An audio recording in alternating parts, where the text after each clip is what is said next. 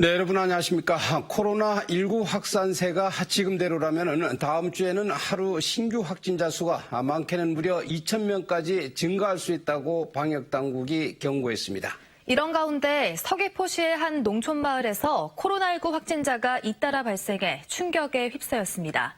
이곳에선 마스크도 쓰지 않고 야간 와인 파티를 운영한 것으로 드러났습니다. 네, 결국 우려하던 일, 예견된 일이 발생한 것인데 이곳 게스트하우스의 운영자와 직원이 잇따라 코로나19 확진 판정을 받은 것입니다. 게스트하우스발 감염 확산이 지역 감염의 신호탄일 수도 있습니다. 그런데 생활방역을 위반하는 업소와 장소를 과연 제대로 단속은 하는 건지 의문입니다. 김연성 기자가 보도합니다. 서귀포시 남원읍의 한 게스트하우스입니다.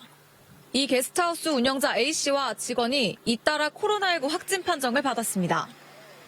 A씨가 최근 2차례나 수도권을 다녀와 그때 감염된 건지 게스트하우스 투숙객에게 감염된 건지는 아직 확인되지 않았습니다. 문제는 이 게스트하우스에서 거의 매일 밤마다 투숙객들이 모이는 와인 파티가 열렸다는 겁니다. A씨와 직원도 함께 참석한 경우가 많아 추가 감염자가 나올 가능성이 높다는 얘기입니다. 게스트하우스라고 하는 데는 일단 파티를 한다고 보셔야 돼요. 누구 아는 사람이 이렇게 모이는 게 아니고요. 생판 처음 보는 사람들끼리 만나서 그 파티를 하는데 보통 20, 30명.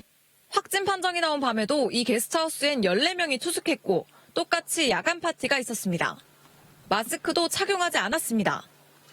36번 확진자는 지난 25일 서귀포시 남원읍의 한 식당을 방문했고 게스트하우스 영업 후 다음 날 제주시 이도이동의 식당 2곳을 찾았습니다. 현재까지 접촉자는 게스트하우스 직원 2명과 손님 14명 등 27명으로 파악되고 있습니다.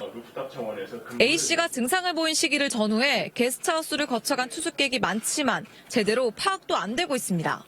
일정 중에 보면은 오후에 저녁에 거기서 야외에서 파티를 하는 거로 그렇게 나오고 있습니다.